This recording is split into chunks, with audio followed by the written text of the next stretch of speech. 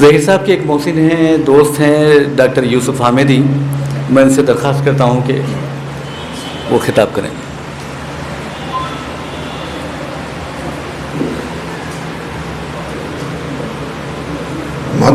محترم جناب افتخار حسین صاحب، مرزا صاحب، عامر علی خان صاحب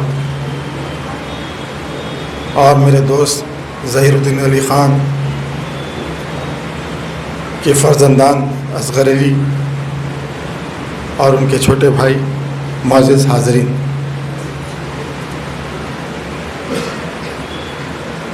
میرا تعلق ظہیر الدین علی خان سے اسکول سے زمانے سے رہا۔ وہ مجھ سے 1 سال جونیئر تھے اور اسی اسکول سے میں نے 1975 میں اپنا SSC پاس کیا اور وہ 76 میں SSC پاس کیے۔ اس کے بعد پھر وہ ہائر ایجوکیشن کے لیے نظام کالج چلے گئے۔ میں اپنا راستہ دوسرا دیکھتے ہوئے میں نے یونانی طب کو اختیار کیا اور پھر میں BOMS کیا، MD کیا۔ بہرحال لیکن 1975 میرے پاس آؤٹ ہونے کے بعد سے جب تک کہ ظہیر اس دنیا میں رہے، ان کا میرا ملنا جلنا ایک ایسی چیز تھی کہ بغیر ہم ان سے بات کیے، بغیر ہم ان سے ملے کے رہ نہیں سکتے تھے۔ کبھی اتفاق ایسا ہوتا کہ میں اپنے آفیشیل معاملات میں کبھی شہر اور شہر کے باہر چلا جاتا، کیونکہ میں central council of Indian medicine کا ممبر بھی رہ چکا، تو دلی میں جانا آنا بہت ہوتا تھا۔ تو کبھی 4-8 دن ہو جاتے تو ظہیر کا کال آتا، بھائی کہاں ہیں آخر آپ؟ یہ ہیبٹس کا راستہ بھول گئے کیا، یا سیاست بھول گئے آپ؟ میں بولا بھائی میں یہاں نہیں ہوں، ابھی میں دلی میں ہوں، جیسے ہی واپس آؤں گا آپ سے انشاءاللہ تعالیٰ ملاقات کروں گا۔ اور جب کبھی میں ان کے پاس جاتا تو کبھی انہوں نے مجھے نام سے نہیں پکارا، کیونکہ میں ان سے 1 سال سینئر تھا۔ انہوں نے کبھی میرے کو اکثر لوگ بولتے صاحب یوسف صاحب آئے تو نہیں بھائی یوسف صاحب مت بولو، میرے بھائی ہیں، انہوں بولتے تھے۔ اور جب بیٹھتے گفتگو کرتے تو سارے مسائل پر گفتگو ہوتی اور پھر یہ بولتے بھائی دیکھو یہ کام ہوا ہے، یہ کام کرنا ہے اپنے کو، یہ کام ہوا ہے، یہ کام کرنا ہے۔ کئی ایسے کام تھے جو بتاتے بتاتے میں تھک جاتا تھا۔ میں بولا ظہیر تم سوتے کب ہے، اٹھتے کب ہے، کرتے یہ سارے کام کرتے کیسا، گھر کیسا، تمہارا زندگی کیسا؟ تو بولے بھائی یہ جو کچھ بھی میں کر رہا ہوں نا، اللہ اگر اسے قبول کر لیا تو بس ہے۔ یہ شخصیت نہیں تھی بلکہ یہ بذات انجمن تھی۔ He was an organization by himself and I am very proud that I am associated with Zaheer. اور ظہیر الدین علی خان کو مرحوم کہنا یا لکھنا نہ میرا دل گوارا کر رہا، نہ میرا دماغ جو ہے اس کے لیے تیار ہے سوچنے کے لیے، کیونکہ موت اس کی ہے جس کا زما کرے افسوس، یوں تو مرنے کے لیے سبھی زمانے میں آتے ہیں۔ اور ایک کسی شاعر نے کہا تھا کہ موت سے کس کو استواری ہے، آج ان کی تو کل ہماری باری ہے۔ اور ایک شاعر نے، کیونکہ میرے دوست نے کہا کہ بھائی وقت بہت کم ہے، آپ ذرا احتیاط سے کام لیجئے، اور ایک شعر کہتے ہوئے میں 1-2 باتیں کہتے ہوئے رخصت چاہوں گا۔ چھری کی داغ سے کٹتی نہیں چراغ کی نو، چھری کی داغ سے کٹتی نہیں چراغ کی لو، بدن کی موت سے کردار مر نہیں سکتا، بدن کی موت سے کردار مر نہیں سکتا۔ تو اسی طریقے سے ظہیر کا معاملہ بھی یہی تھا۔ کئی چیزیں ہیں، آپ لوگ سبھی واقف ہیں کہ سیاست، ملت فنڈ ہے، عابد علی خان ایجوکیشن ٹرسٹ ہے، اور کئی ٹرسٹ کے ذریعے سے جو ہے ظہیر، زاہد علی خان صاحب اور پھر عامر علی خان نے مل کر جو ہے کئی کام کیے۔ یہ ایسے کام ہیں کہ میں سمجھتا ہوں کہ تا قیامت دنیا اس کو نہیں بلا سکتی۔ اور ان تمام کاموں میں ایک بات مجھے بار بار یاد آ رہی تھی کہ آج سے کچھ چند سال پہلے گورنمنٹ نظامیہ طبیہ کالج میں یونانی میڈیکل کالج کے سیٹس فل نہیں ہو رہے تھے۔ اس کی وجہ یہ تھی کہ وہاں پر جو ہے اردو میڈیم کمپلسری کر دیا گیا تھا، اور پھر اس کے ساتھ ساتھ ہماری کوششوں کی وجہ سے یہ ہوا کہ کم سے کم a candidate should have Urdu knowledge. تو میں ظہیر صاحب کے بولا بھائی دیکھو ایسا مسئلہ ہو رہا ہے۔ تو ظہیر بولے بھائی کتنے سیٹ فل اپ ہوئے لاسٹ ایئر؟ میں بولا بھائی 75 میں سے 26 یا 27 جو ہے فل اپ ہو سکے، کیونکہ اردو نوئنگ کینڈیڈیٹ جو ہے موجودہ دور میں ملنا مشکل ہے۔ تو انہوں نے کہا کہ بھائی فکر مت کرو، اپن جو ہے اردو پروفیشنسی کورس شروع کریں گے اور ان کو ہم یہاں سے سرٹیفکیٹ دیں گے اور اس بات کی کوشش کریں گے کہ یہ لوگ ایلیجیبل ہو جائے یونانی کے انٹرنس ٹیسٹ کے لیے۔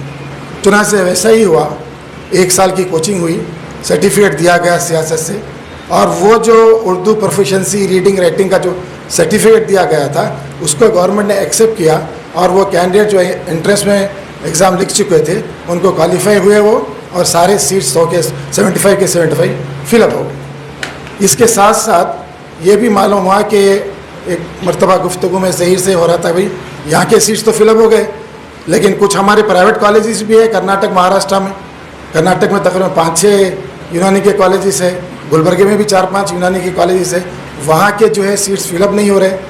تو بولے بھائی کرنا کیا؟ بولا اب یہ تو ہوگا مسئلہ، وہاں پہ بھی یہی مسئلہ ہے کیا؟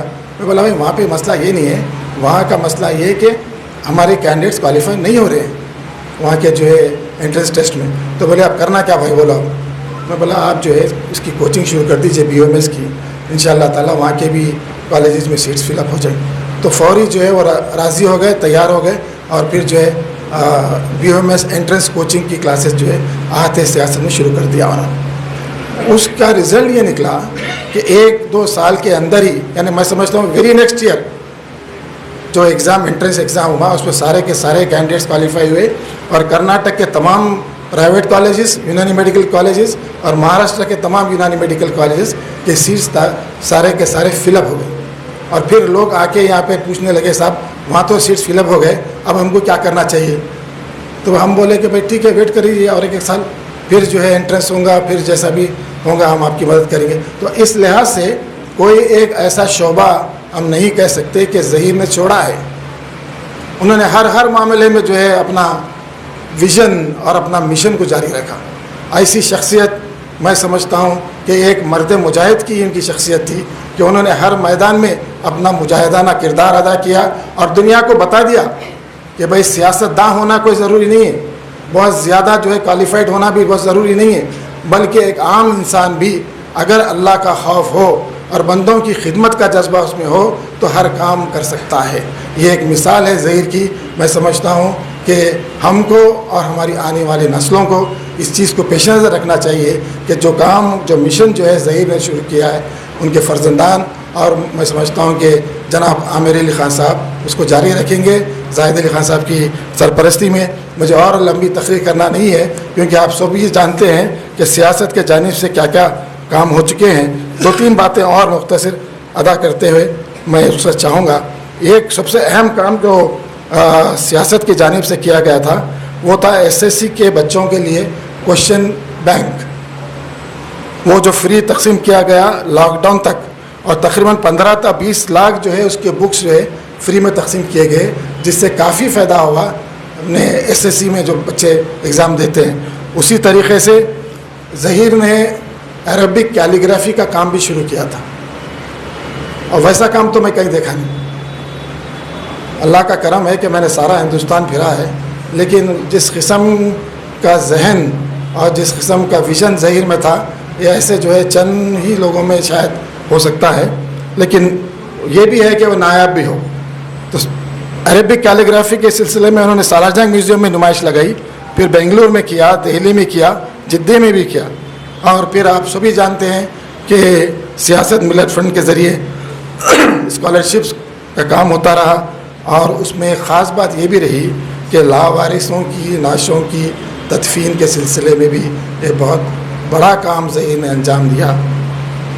اس کے ساتھ ساتھ اشارت قرآنی کی اشاعت بھی انہوں نے کی، جس میں سورہ فاتحہ، اذکار اور کئی چیزیں جو ہے اس میں شامل تھیں، اور اس کے ساتھ ساتھ کئی ایسے کام انہوں نے کیا کہ اس کو بلایا نہیں جاتا۔ ایک مرتبہ کئی سال پہلے کی بات ہے، ہم ان کے کیبن میں بیٹھ کے گفتگو کر رہے تھے تو بولے بھائی ایک چیز میرے کو بہت ستا رہی ہے، ارے لڑکیوں کی عمریں بڑھ جا رہی ہے بھائی، کوئی پیام جو ہے آ نہیں رہا ہے، والدین پریشان ہیں، اور بیچ میں جو میٹرومونیل کے جو ایجنسیز ہے وہ لوگ جو ہے کئی روپے لوگوں کے کھا جا رہے ہیں، ہزاروں روپے کھا جا رہے ہیں، اور جو ہے سیٹلمنٹ نہیں ہو رہا ہے، سالوں گزر جا رہے ہیں۔ تو میں یہ سوچ رہا ہوں کہ کوئی ایسا پروگرام شروع کروں کہ اس میں جو ہے لڑکے اور لڑکی کے دونوں کے جو ہے ہمارے پاس میٹرومونیلس آ جائیں، اور ہم بیٹھ کے جو ہے وہ لوگ ہی آئیں، ہم ایک پروگرام رکھیں گے اور ان کا سلیکشن ہو جائے، یعنی لڑکی کے ماں باپ بھی آئے, لڑکے کے ماں باپ بھی آئے, یہ دونوں مل کر بیٹھ کے سلیکشن کرے, یہ کام شروع کرنے کا میرا ارادہ ہے.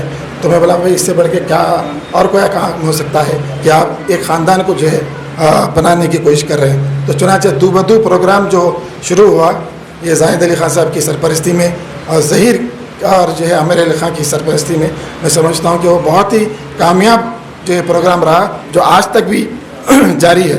اس کے علاوہ کئی ایسے کام ہیں بھائی کہ میں جو ہے وقت کی تنگی کے وجہ سے آپ لوگوں کے سامنے نہیں رکھ پا رہا ہوں. میں پھر ایک مرتبہ ظہیر کی مغفرت کے لیے دعا گو ہوں کہ اللہ تعالیٰ ان کو جنت میں بلند سے بلند اعلیٰ سے اعلیٰ مقام عطا کرے, اس لیے کہ انہوں نے جو کام کیے ہیں میں سمجھتا ہوں وہی ان کے لیے بخشش کا باعث ہو گیا ہوگا. اور آپ سبھی جانتے ہیں کہ جس دن ظہیر کی جو ہے نماز جنازہ پڑھی گئی اس وقت وہاں کے امام صاحب نے یہ اپنے ایک صورت کو بیان کرتے ہوئے یہ کہا تھا کہ نماز جنازے میں کسی کا انتقال ہوتا ہے اور نماز جنازہ ہوتا ہے تو اللہ تعالیٰ فرشتوں کو بھیجتا ہے اور فرشتے جا کر لوگوں کی بات سنتے ہیں کہ جس کا انتقال ہوا ہے اس کے بارے میں لوگ کیا کہہ رہے ہیں. تو جو رپورٹنگ لوگوں کی ہوتی ہے کہ اگر لوگ کہتے ہیں کہ بھائی واقعی بہت ہی نیک آدمی تھا, بہت ہی اچھا آدمی تھا, بہت ہی ملنسار آدمی تھا, بہت ہی جو ہے لوگوں کی جو ہے مدد کرتا تھا, تو ساری کیفیت جو ہے اللہ تعالیٰ کے پاس یہ فرشتے پہنچا دیتے اور اللہ تعالیٰ کہتا ہے کہ ٹھیک ہے اس کو جو ہے جنت میں جگہ ادا کر دو. تو میں نے نماز جنازے میں اور ظہیر کے انتقال کے بعد مجھے نہیں معلوم کہ میں کیسا ان کے گھر تک پہنچا. جیسے ہی مجھے نیوز ملی ایک صدمہ سا طاری ہو گیا, ایک دم میرا حلق چوک ہو گیا, میں گھر میں بات نہیں کر سکا. تو گھر والے بولے بھائی کیا ہو گیا, بات کیوں نہیں نکل رہی آپ کی؟ بڑی مشکل سے میں جو ہے بات بتا نہیں سکا, صرف واٹس ایپ بتا دیا کہ بھائی دیکھو ظہیر کا ایسا میسیج آیا ہے. تو بولے ساری میری فیملی جو ہے شاک میں پڑ گئی کہ بھائی ایسا کیسا, آپ سے تو بات کیے تھے 3-4 دن پہلے, یہ کیسا ہو گیا؟ تو بھائی میرے کو تو کوئی تفصیلات نہیں معلوم, میں اب جا رہا ہوں. بہرحال جو کچھ بھی ہوگا اللہ جنت میں ان کو اعلیٰ مقام عطا کرے. اور آخری شعر کہتے ہوئے میں اجازت چاہوں گا. سورج کی موت چاند ستاروں کی موت تھی, سورج کی موت چاند ستاروں کی موت تھی, وہ ایک کی نہیں تھی ہزاروں کی موت تھی. شکریہ.